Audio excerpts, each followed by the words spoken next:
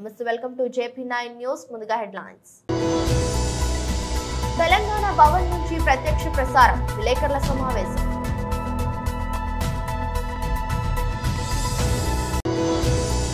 కేంద్ర మంత్రి మరియు బీజేపీ రాష్ట్ర అధ్యక్షుడు Shri G Kishan Reddy press meet.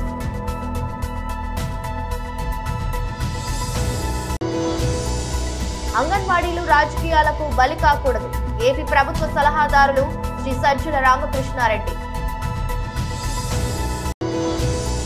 వివిధ పార్టీలకు చెందిన నాయకులు జనసేన పార్టీలో చేరిక.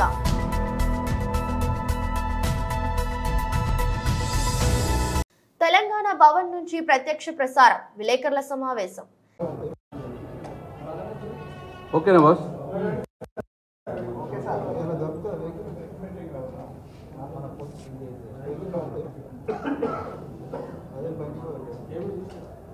ఈరోజు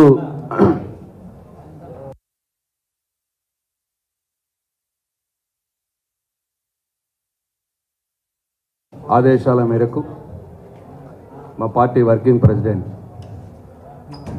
అన్ని పార్లమెంటు నియోజకవర్గ స్థాయి ముఖ్య కార్యకర్తల సమీక్షా సమావేశాలు నిర్వహించడంలో భాగంగా ఈరోజు నిజామాబాద్ పార్లమెంట్ నియోజకవర్గ సమావేశం కూడా జరిగింది. 7 నియోజకవర్గాల నుండి, అసెంబ్లీ నియోజకవర్గాల నుండి పెద్ద ఎత్తున ముఖ్య కార్యకర్తలు రావడం జరిగింది. వారితో అన్ని విషయాలు కూడా మనసు విప్పి మాట్లాడుకున్నాం. నిజంగా కూడా ఎన్నికల్లో ప్రభుత్వం రాలేదు అని బాధలో మేముండి వాళ్ళు కూడా అదే బాధపడుతున్నారేమో అని అనుకున్నాం. కానీ మా కార్యకర్తలే మాకు ధైర్యాన్ని ఇచ్చినారు. మా నాయకులే, మండల గ్రామస్థాయి నాయకులే మాకు ధైర్యాన్ని ఇచ్చినారు.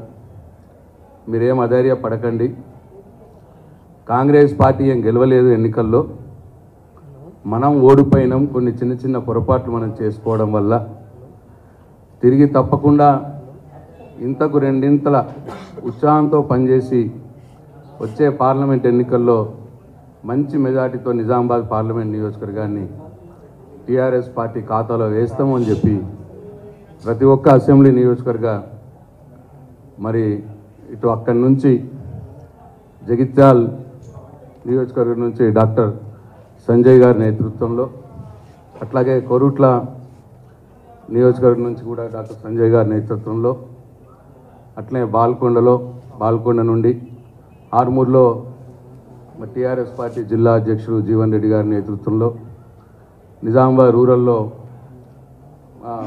బాజిరెడ్డి గోవర్ధన్ గారి నేతృత్వంలో, నిజామాబాద్ అర్బన్లో గణేష్ గుప్తా గారి నేతృత్వంలో, జగిత్యాల నుంచి రమణ గారి ఆధ్వర్యంలో కూడా మరి కార్యకర్తలు వచ్చినారు. చాలా ఉత్సాహంగా మరి వారు అన్ని విషయాలు కూడా మాతో మనసు విప్పి మాట్లాడుకొని, కొన్ని మా పార్టీలో కావచ్చు, నాయకుల మధ్య కావచ్చు, కొన్ని చిన్న చిన్న పొరపాట్లు ఏమైనా జరుగుంటే అవన్నీ కూడా సరిదిద్దుకొని ముందుకు పోతామని చెప్పి వాళ్ళకి చెప్పడం జరిగింది. వారు కూడా మా మధ్యలో కూడా ఏమన్నా లోటుపాట్లు ఉంటే, మా మధ్యలో కూడా మా కింది స్థాయి నాయకుల మధ్యలో కూడా ఏమన్నా మా మధ్యలో వర్గాలు ఉన్నా కానీ, మా మధ్యలో భేదాభిప్రాయాలు ఉన్నా, మేము కూడా అవన్నీ పక్కన పెట్టి మేము ఈరోజు పార్లమెంటు ఎన్నికల్లో టీఆర్ఎస్ పార్టీ గెలిపే మరి ముఖ్యంగా మేము పనిచేస్తామని చెప్పినారు.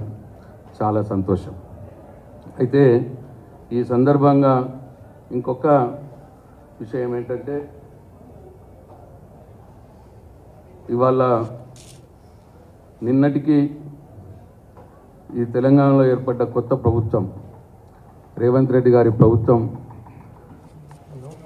కేంద్ర మంత్రి మరియు బీజేపీ రాష్ట్ర అధ్యక్షుడు Shri G Kishan Reddy press meet. పెద్ద ఎత్తున అన్ని వర్గాల యువత బీజేపీ వెంట నడవడానికి సిద్ధంగా ఉన్నది. ఈ స్పందనను దృష్టిలో పెట్టుకొని వాళ్ళందరినీ కూడా భారతీయ జనతా పార్టీలో చేర్పించుకోవాలి, వచ్చే ఎన్నికల్లో వాళ్ళ యొక్క మద్దతు కూడగట్టాలని ఈరోజు జరిగినటువంటి సమావేశంలో నిర్ణయించుకున్నాం. దానికి సంబంధించి కూడా అన్ని రకాలుగా ఏర్పాట్లు చేస్తూ ఉన్నాం. అంతేకాకుండా కొంతమంది పెద్దలు, పార్టీ శాసనసభ్యులు వీళ్ళందరినీ కూడా వివిధ పార్లమెంట్ నియోజకవర్గాలకు ఇన్ఛార్జీలుగా కూడా నియమించడం జరిగింది. మా పార్టీ శాసనసభ్యులు, రాష్ట్ర నాయకులతో కలిపి 17 మందిని ఈ రకంగా ఈరోజు నిర్ణయించి బాధ్యతలు ఇవ్వడం జరిగింది. అదేవిధంగా ఆర్గనైజేషనల్ ఇన్ఛార్జెస్ కూడా రేపు మళ్ళీ ఈరోజు కూర్చొని చర్చించి ఆర్గనైజేషన్ ఇన్ఛార్జెస్ కూడా వాళ్ళని కూడా రేపు ప్రకటిస్తాము. అదేవిధంగా కొంతమంది పార్లమెంట్ కన్వీనర్స్ను కూడా స్థానికంగా ఉన్నటువంటి ఎన్నికలను సమన్వయం చేయడం కోసము పార్లమెంట్ కన్వీనర్స్ కూడా నియమిస్తున్నాము. వాళ్ళను కూడా మరి మరో 2 రోజుల్లో వాళ్ళని కూడా ప్రకటించాలని చెప్పి నిర్ణయం తీసుకోవడం జరిగింది. వచ్చేటువంటి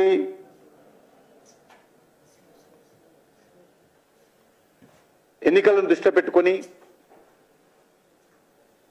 పార్టీ నాయకత్వం అంతా కూడా విస్తృతంగా మండలాల వారీగా, గ్రామాల వారీగా పర్యటించాలని చెప్పి నిర్ణయం తీసుకున్నాం. దానికి సంబంధించినటువంటి కార్యాచరణ ప్రణాళిక రూపొందిస్తా ఉన్నాం.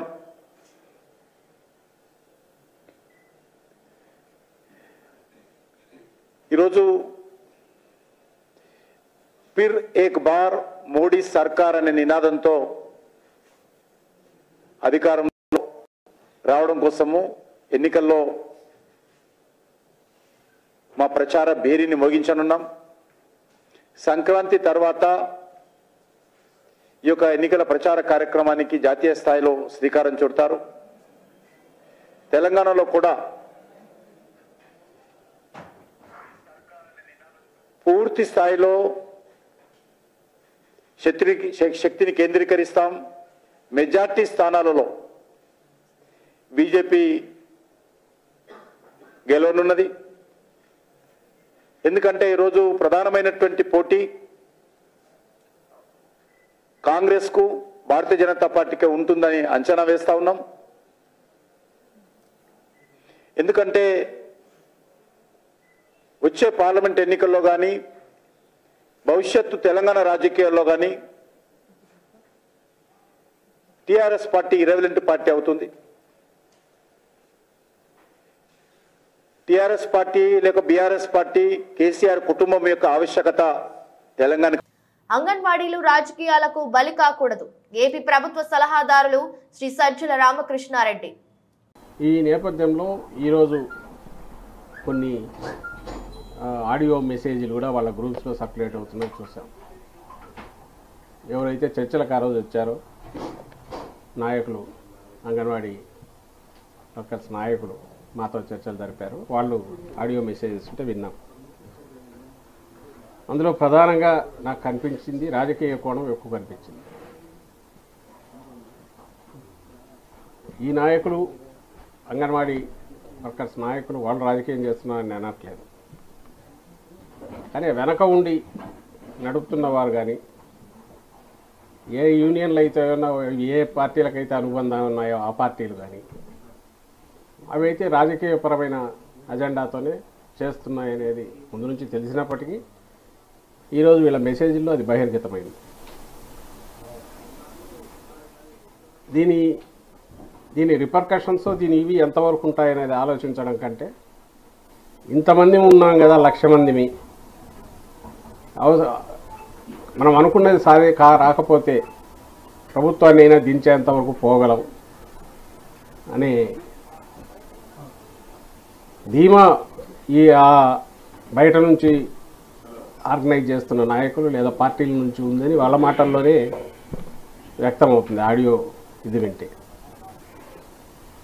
ఎగ్జాక్ట్లీ మేము ఏదైతే భయపడుతూ వచ్చామో, వాళ్ళను హెచ్చరిస్తూ వచ్చామో అంగన్వాడీ ఉద్యోగులు, అదే ఫైనల్గా జరుగుతుంది. నేను చెప్పదలుచుకున్నది ఒకటే, మేము అంతకుముందు అడ్రస్ చేసిన ఏవైతే సాల్వ్ కాగలిగినవన్నీ చేసుకుంటూ వచ్చాము. ఏదైతే ఇమ్మీడియట్ ఈ టర్మ్లోనే ఇప్పుడు చేయడం కుదరదు కాబట్టి తర్వాత భవిష్యత్తులో దాని గురించి ఇది ఎన్నికల సమయం, ఎన్నికలు వస్తున్నాయి, అయిపోయాక తర్వాత మాట్లాడదాం, దాని గురించి ఏదైనా సానుకూలంగా చేయడానికి ప్రయత్నం యాదాపనం అయితే చేయలేమని చెప్పారు.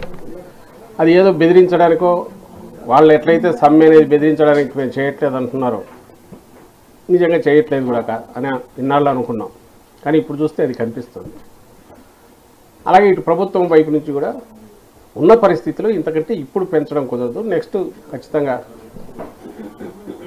వచ్చే సంవత్సరం దాన్ని తప్పకుండా ఆలోచిస్తాం. అందులో కూడా అంత నిజాయితీ ఉంది. వాళ్ళ డిమాండ్లో ఎట్లయితే నిజాయితీ ఉందో, లేదా వాళ్ళు రాజకీయాలకు అతీతంగా తమ సమస్యను ప్రభుత్వానికి విన్నవించుకున్నారో, ఇటు ప్రభుత్వం వైపు నుంచి కూడా అదే నిజాయితీతో చెప్పారు. అది మేము రాజకీయం కోణంలో అది జరగకుండా చేయడం కోసం భ్రమలో పెట్టడానికి ఏదైనా మాట్లాడి ఉంటే డిఫరెంట్. కానీ ఆ రోజుకు ఈ రోజుకు అదే స్టాండ్. ఆ రోజు కూడా ఇదే చెప్పాం. ఇట్లే సమ్మె చేస్తూ చేస్తూ ఎంతకాలం అని ఇది ఉంటారు ఒకటి. ఇంకో పక్క ఇవి దీని మీద ఈ ప్రోగ్రాం మీద, అంగన్వాడీ ప్రోగ్రాం మీద లక్షలాది మంది పిల్లలు, బాలింతలు, గర్భిణులు, మహిళలు డిపెండ్ అయి ఉన్నారు. కుటుంబాలు డిపెండ్ అయి ఉన్నాయి. వాళ్ళకిచ్చే ఫుడ్ కానీ, రేషన్ కానీ, రెగ్యులర్ సప్లైస్ కావాలి. మళ్ళీ మంత్ వచ్చింది, అది మొదలవుతుంది. దానికి అవసరమైన ఏర్పాట్లు జరగాలి. వివిధ పార్టీలకు చెందిన నాయకులు జనసేన పార్టీలో చేరిక.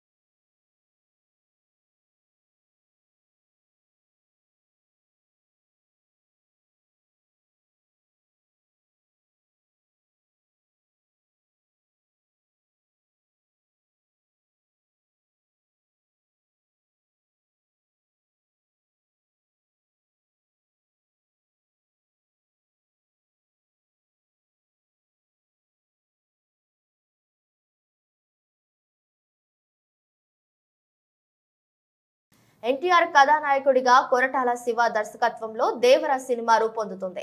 RRR తర్వాత ఎన్టీఆర్ నుంచి రానున్న పాన్ ఇండియా సినిమా ఇది. ఎన్టీఆర్ కెరియర్ లో RRR తర్వాత అత్యధిక బడ్జెట్ తో నిర్మితమవుతున్న సినిమా ఇది. అందువలన ఎన్టీఆర్ అభిమానులంతా కూడా ఈ సినిమా కోసం 1000 కళ్ళతో వెయిట్ చేస్తున్నారు. ఈ నేపథ్యంలో నిన్న ఈ సినిమా నుంచి గ్లింప్స్ రిలీజ్ చేశారు. ఎన్టీఆర్ పాత్రను ప్రధానంగా చేసుకుని వదిలిన గ్లింప్స్ ఇది. ఇలా యూట్యూబ్ లో వదిలిన మరుక్షణమే ఈ గ్లింప్స్ దూసుకుపోవడం మొదలుపెట్టింది. వ్యూస్ పరంగా చూసుకుంటే చకచక అంకెలు మారిపోతున్నాయి. ఇక లైక్స్ ప్రవాహంలో ఈ గ్లింప్స్ తేలుతుంది. 1 మిలియన్ ప్లస్ లైక్స్ ను రాబట్టుకుంది. సముద్రపు దొంగలు అటాక్ చేయడం, వాళ్ళపై కథానాయకుడు విరుచుకు పడటం ఈ గ్లింప్స్ లో చూపించారు. వెన్నెల రాత్రిలో కథానాయకుడిపై చిత్రీకరించిన ఈ యాక్షన్ సీన్ సినిమాపై అంచనాలు పెంచేదిగా ఉంది. చివర్లో ఎన్టీఆర్ చెప్పే డైలాగ్ కంటెంట్ పై ఆసక్తిని రేకెత్తిస్తుంది. సముద్రం నేపథ్యంలో జరిగే ఈ కథలో ఎన్టీఆర్ జోడీగా జాన్వీ కపూర్ అలరించనుంది. ప్రతినాయకుడిగా సైఫ్ అలీ ఖాన్ కనిపించనున్నాడు. ఆయన విలనిజాన్ని కొరటాల డిజైన్ చేసిన తీరు గొప్పగా ఉందనే టాక్ వినిపిస్తుంది. యాక్షన్, ఎమోషన్, లవ్, రొమాన్స్ ను కోలుకుంటూ నడిచే ఈ సినిమాను ఏప్రిల్ 5వ తేదీన విడుదల చేయనున్నారు. ఈ సినిమా కొత్త రికార్డులను నమోదు చేయడం ఖాయమనే నమ్మకంతో ఎన్టీఆర్ అభిమానులు ఉన్నారు. కామారెడ్డి జిల్లాలో అవినీతి చేప ఏసీబీ వలకు చిక్కింది. వాహనాల అద్దె విషయంలో కాంట్రాక్ట్ వద్ద నుండి నెల అద్దె విషయంలో ట్రాన్స్కో ఏఈ లంచం డిమాండ్ చేయడంతో బాధితుడు ఏసీబీ అధికారులని ఆశ్రయించాడు. కామారెడ్డి జిల్లా కేంద్రం 33/11 kV సబ్ స్టేషన్ లో 12,500 రూపాయల లంచం తీసుకుంటూ ఏసీబీకి పట్టుబడిన అసిస్టెంట్ ఇంజనీర్ రాజు, వాహనాల అద్దె విషయంలో కాంట్రాక్ట్ వద్ద నుండి నెల ఇచ్చే డబ్బుల విషయంలో ఏసీబీ అధికారులను ఆశ్రయించిన డ్రైవర్ భైరవస్వామి పథకం ప్రకారం 12,500 రూపాయలు ఇస్తుండగా రెడ్ హ్యాండెడ్ గా పట్టుకున్న ఏసీబీ అధికారులు.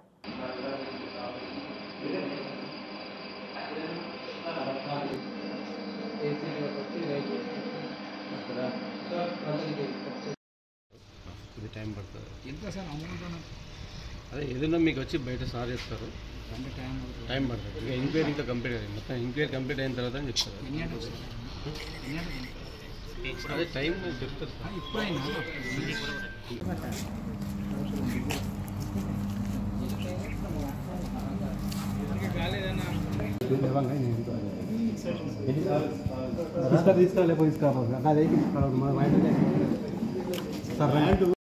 జిరాక్స్ సెంటర్ మంచి ఎవరైతే అతను సాయం చేశారో అతను ఉన్నాడు. వేరే అధికారులు ఎవరిదైనా దీంట్లో ఉందా లేదా పాత్ర లేదా దాని గురించి కూడా మేము దర్యాప్తు చేస్తాం. అది ఇంకా నడుస్తుంది దర్యాప్తు. ఇప్పటివరకు అయితే ఎంత లేదు. ఏఈ గారి ఆల్రెడీ చెప్పాడు డిమాండ్ కూడా చేయడం అతను జరిగింది.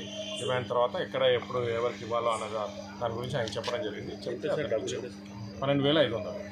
పల్నాడు జిల్లా నర్సరావుపేట తెలుగుదేశం పార్టీ కార్యాలయంలో నర్సరావుపేట నియోజకవర్గ TDP in charge doctor Chadalavada Aravinda బాబుకు వేద పండితులు ఆశీర్వచనాలు మంత్రాలు చదువుతూ అరవింద బాబుకు వేద పండితులు ఆశీర్వదించారు. డాక్టర్ చదలవాడ అరవింద బాబుకు అష్ట ఐశ్వర్యాలు ఆయురారోగ్యాలు కలగాలని దీవించారు. రాబోయే ఎన్నికల్లో ఎమ్మెల్యే అవుతారని జోష్యం చెప్పారు. డాక్టర్ చదలవాడ అరవింద బాబు జాతకంలో 2024 అన్ని అనుకూలిస్తాయని, ప్రతి రంగంలో విజయం సాధిస్తారని రాశి ఫలాలను చూసి జ్యోతిష్యులు జ్యోతిష్యం చెప్పారు.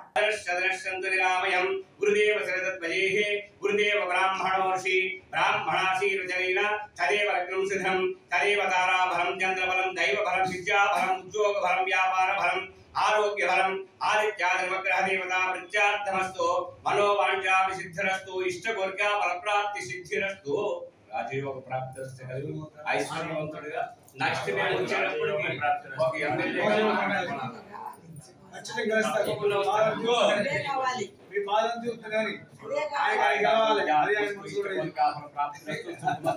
జయప్రదం కావాలా మన అంగన్వాడీలపై ప్రభుత్వం విధించిన ఎస్మా చట్టాన్ని రద్దు చేయాలని డిమాండ్ చేస్తూ గోపాలపురం నియోజకవర్గం దేవరపల్లిలో బస్టాండ్ వద్ద ఎస్మా చట్టం జీవో నంబర్ 2 కాపీలను అంగన్వాడీలు దగ్ధం చేశారు.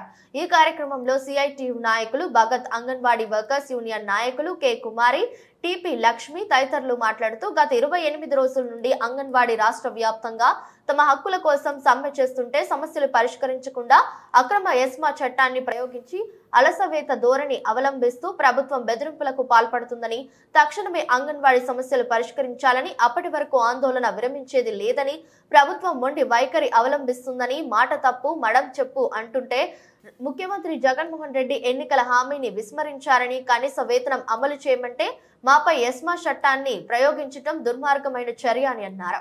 ఈ కార్యక్రమంలో సిఐటియు నాయకులు రత్నాజీ, రైతు సంఘం నాయకులు ఉండవల్లి కృష్ణారావు, అంగన్వాడీ యూనియన్ సభ్యులు దేవి సావిత్రి, సంధ్య తదితరులు పాల్గొన్నారు.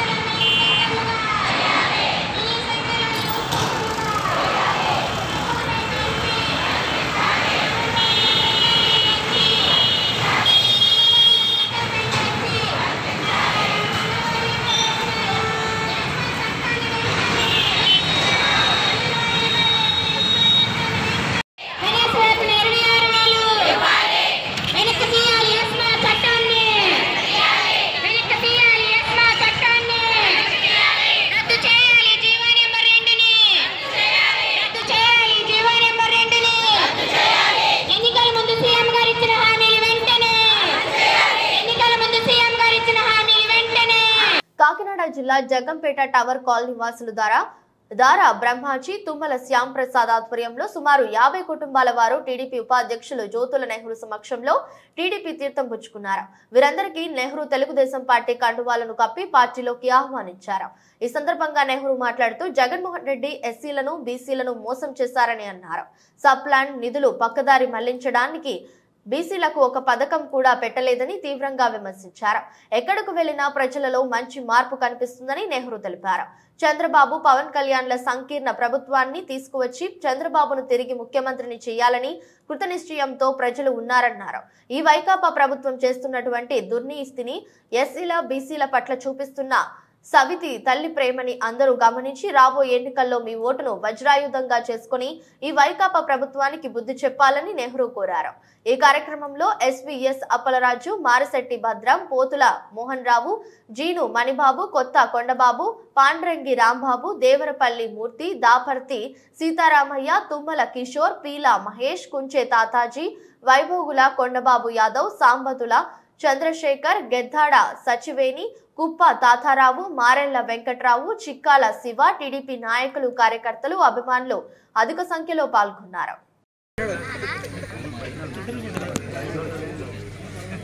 నరుకులేసు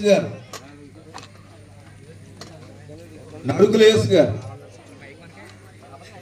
మొగలపు కృష్ణ, ఓటుపల్లి వెంకట వచ్చిందండి, చిక్కాల శివ గారు, కడితి లాజర్ గారు,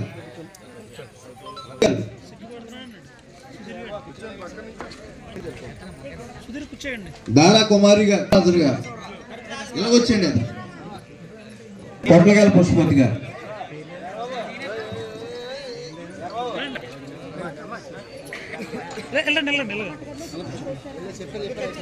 ఢిల్లీ కుమారి గారు,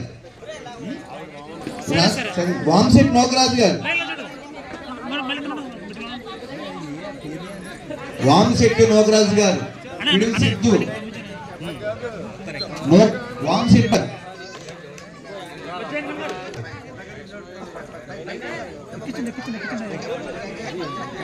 సూర్య గారు, శివ గారు,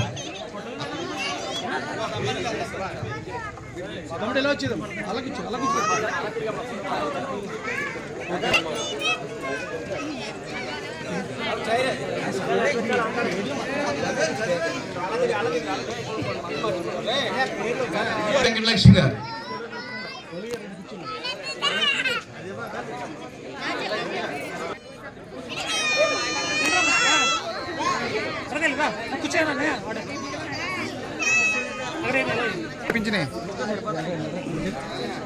దయచేసి కండువా వేసుకోవాలనుకుని మరి ఇలాంటి మొట్టమొదటి నిర్ణయమే ఆయన చెప్పాడు, నేను ప్రజలకు దూరంగా ఉంటా, నా కోసం నేను పరిపాలన చేసుకుంటా, మీకోసం కాదు అని చెప్పాడు. ఇవాళకి ఆయన చెప్తున్నాడు, ప్రజలకు సంక్షేమాన్ని ఇస్తున్నాను, నా ఎస్సీలు, నా బీసీలు, నా మైనారిటీలు, నా చెల్లెళ్ళు, నా అక్కలు అని చెప్పేసి మొదలు పెడతాడు ఉపన్యాసం ఎక్కడైనా సరే. నేను అడుగుతున్నా ఇవాళ, నా ఎస్సీలు అని చెప్పేసి అమితి ప్రేమగా గొంతెత్తి నువ్వు సాగదీసి చెప్పేటటువంటి జగన్మోహన్ రెడ్డి గారు, ఎస్సీలకు ప్రత్యేకంగా నువ్వు చేసింది ఏంటి? ఎస్సీ సప్లాన్ ఏమైంది? రాజ్యాంగబద్ధంగా బాబాసాహెబ్ అంబేద్కర్ కల్పించినటువంటి రాజ్యాంగంలో కల్పించినటువంటి అవకాశం అయినటువంటి ఎస్సీ సప్లాన్ ఈ రాష్ట్రంలో అమలు జరిగిందా? నువ్వు అధికారంలోకి వచ్చిన తర్వాత ఆ నిధులన్నీ ఏమైనాయి? ఎక్కడైనా ఒక కమ్యూనిటీ హాల్ నిర్మాణం చేసావా? లేదు ఒక విద్యార్థిని చదివి ప్రత్యేకంగా నిధులు కేటాయించి చదివించావా? లేదు ఒక కుటుంబానికి ఆర్థిక సహకారాన్ని అందించి ఆ కుటుంబం తన కాళ్ళ మీద తను నిలబడేటటువంటి పరిస్థితులు కల్పించావా? ఒక ఆటో ఇచ్చావా? ఒక చిన్నకారు ఇచ్చావా? ఒక ట్రాక్టర్ ఇచ్చావా? వాళ్ళు బతకడానికి, ఒక వ్యాపారం చేసుకోవడానికి ఏమైనా ఆర్థిక సహకారాన్ని అందించావా? గొప్పగా చెప్తావు, చేయూతనిచ్చా, అందరికీ ఇచ్చావు, వాళ్ళకి ఇచ్చావు. వీళ్ళ నిధులన్నీ పట్టుకెళ్ళి అందరికీ పంచాం. ఇక బీసీలకి ఏం చేశావు? నా బీసీలను గుండెలు చరుచుకునే నువ్వు బీసీలకు ఏం చేశావు? చెప్పుకోవడానికి ఒక్క పథకం చెప్పు, నిన్ను వెల్కమ్ చేస్తాను నేను. లేదే, ఒక్క పథకం లేదు. గత తెలుగుదేశం ప్రభుత్వంలో వార్తలు ముగించే ముందు మరోసారి హెడ్లైన్స్. తెలంగాణ భవన్ నుంచి ప్రత్యక్ష ప్రసారం, విలేకరుల సమావేశం.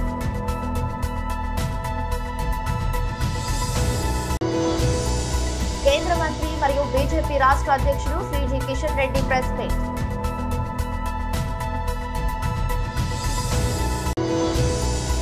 అంగన్వాడీలు రాజకీయాలకు బలి కాకూడదు, ఏపీ ప్రభుత్వ సలహాదారులు శ్రీ సజ్జల రామకృష్ణారెడ్డి. వివిధ పార్టీలకు చెందిన నాయకులు జనసేన పార్టీలో చేరిక.